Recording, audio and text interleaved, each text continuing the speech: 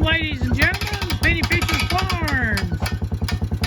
As we're here in the middle of February, going to roll another roll of hay out on this paddock for these darlings. We got the 20 head here of cows and calves. Farm manager here is about to take this old Kawasaki mule and let's see what we can do right here. Unroll this great Judy Bell unroller. And looks like the hay's coming off pretty good, so we may have this one turned just right. All these ladies and gentlemen is going to follow this here and look for the good hay. Coming down here, gathering around. Let's look here at the farm manager go. I hope he sees that paddock fence out there and not run through it. But he seems to be doing pretty good, scattering it out pretty good. As you can tell, that bale is not, we had to load that bale up, was uneven ground, and so we didn't get the spines in it in the center of the bale, so that's got it jostling up and down. But you can tell right there, it's scattered it out pretty good, and all the seed and residue from the bale is scattered out across this ground. So hopefully we'll have a few seed and a few green plants come up from this. And all these ladies and gentlemen out here scattered out, picking through this, eating.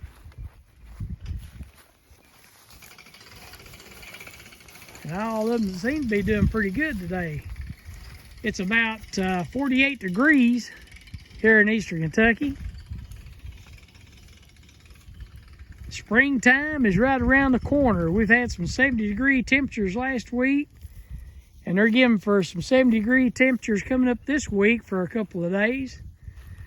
But seen some Easter flowers scattered out, growing. And we've got springtime right around the corner. It is about springtime. Take control of the camera here so you guys can hear me a little better. Seems like the man that's holding the camera, you can hear him just a fudge better. I gotta tell you guys a story that of a conversation I had here the last few weeks. I was talking with a guy and his wife, and we got to talking about cattle and this, that, and another, and they told me they had cattle, and they was a talking or whatever, and the wife told me, she said, we got nice cattle, I reckon. They're supposed to be real nice. I said, well, that's good, that's good. And she said, when they was so nice that when we sold them, she said that they wrote fancy out by the side of their weight and how much money they brought on the sale bill. I said, well, that's good. I said, that means that those some of the best ones that they had there that day. She said, but it sure wasn't fancy when we was trying to feed them things all winter long. And you could just kind of see the ire go out of the husband. But that, I got to thinking about that after I left and was where they couldn't hear me. But they was, you know, they had some good cattle. They had registered cattle, Angus, and then the whole 9 yards, you know.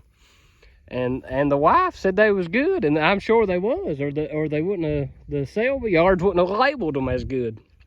And that's the truth. I don't know about anywhere else in the world, but I know here in Kentucky, a few lots of cows that they run through the ring, they'll label them as fancy because they brought the highest price. The fancy lets you know that's why they brought that high price. They was good animals.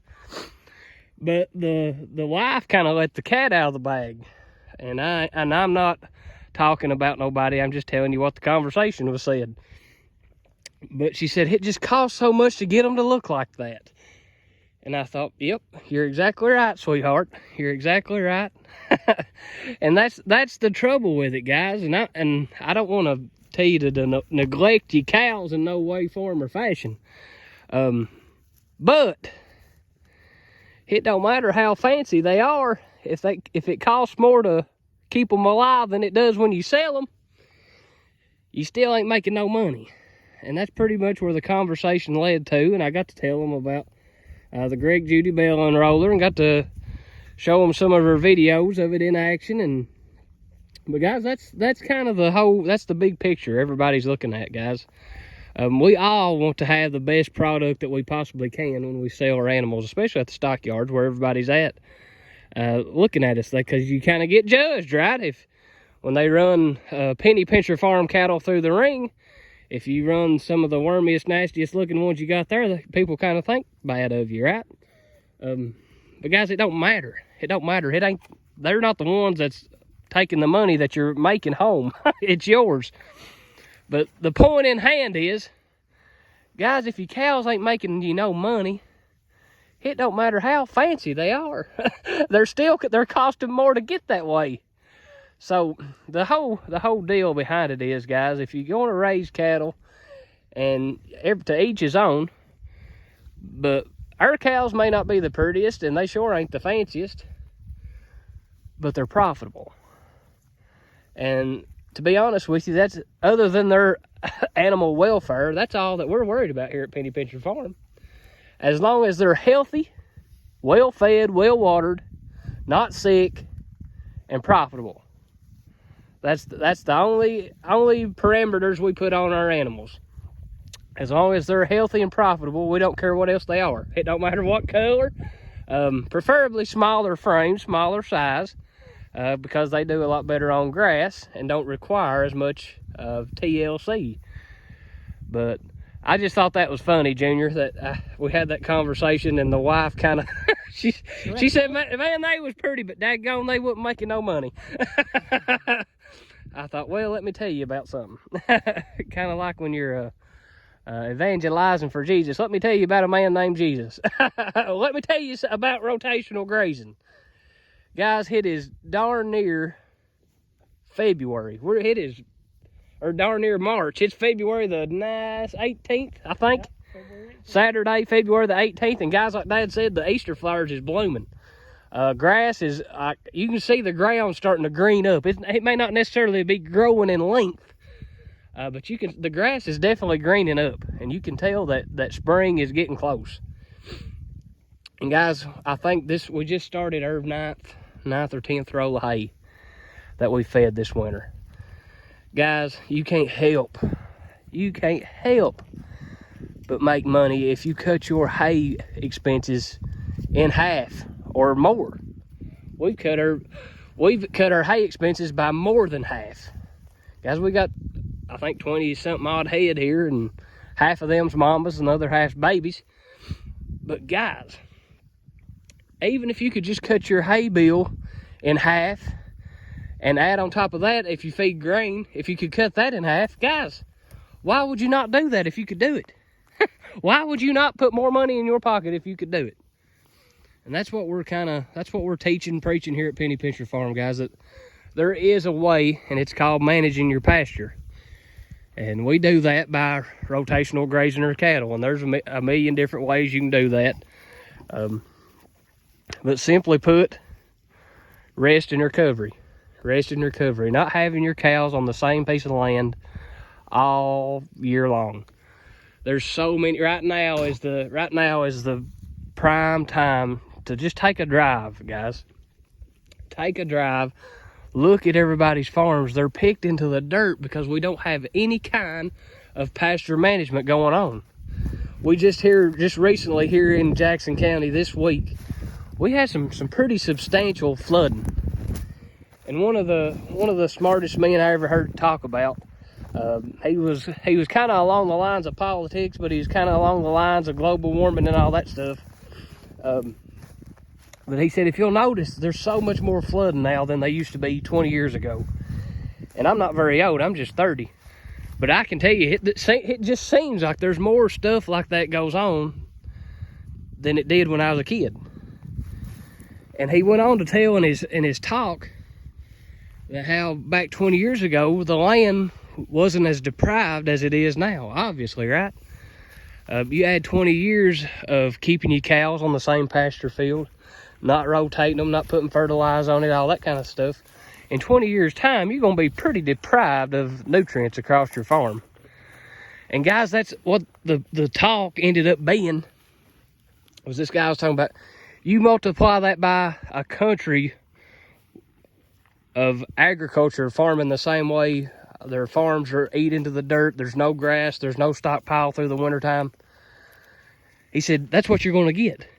All the rain that your farms is getting is running straight off into the creeks and into the rivers. And there's so much runoff now compared to what there used to be. That's where all this flooding is coming from. And when I heard that, guys, that just made perfect sense to me. We talked about it before here. Since we started rotational grazing, since we started having stockpile forage in the wintertime, guys, we can drive around our farm and there's no water running off nowhere. We're catching every drop that's falling from the sky, guys. And I mean, that's the secret. That's the secret. You people out west, they'll talk a lot about getting the winter rains and the winter snow, because if they don't get that, they don't get none in the summertime. So getting that moisture bank built up through the winter, guys, that's very important. Keeping that soil covered with grass, not letting it be bare. That's why we're unrolling it right here where we're unrolling it, guys. This right here is the poorest ground on the farm. I mean, it is bare. It is bare.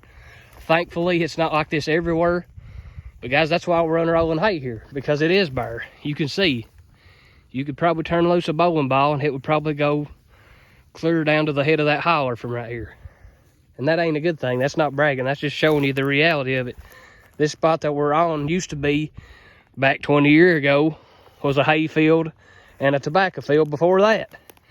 And you can just see, guys, how barren it is. There's just no topsoil there. There's no nutrients there. But you should have seen it 4 years ago before we started rotational grazing. It was really bare then. It was really bare. You got a lot of thorns, thistles, just weeds, sage grass like you got right there. Just not good quality forage. But guys, in just the 3-4 years of doing this rotational grazing, this time, April the 18th, I'll be pleased to see what's growing here, especially where we're unrolling this hay at, guys. I'm telling you, it's just like throwing nitrogen to you. That's exactly what it is. Maybe not so much nitrogen, but it's carbon. But guys, just something to think about. If your areas like ours were experiencing a lot of flooding, and if your areas like ours, everybody still farms the same old way Grandpa did. Put you a fence around a piece of land, turn the cows loose. When you get to needing some money, go find a calf to sell it, and you don't ever move them. You don't ever do anything to your pasture fields. You'll spend your entire year's worth of profit putting fertilizer on it in the spring. Guys, that's dead end. That's dead end. It's going to take you right out of the cattle business. But like we say, each to his own.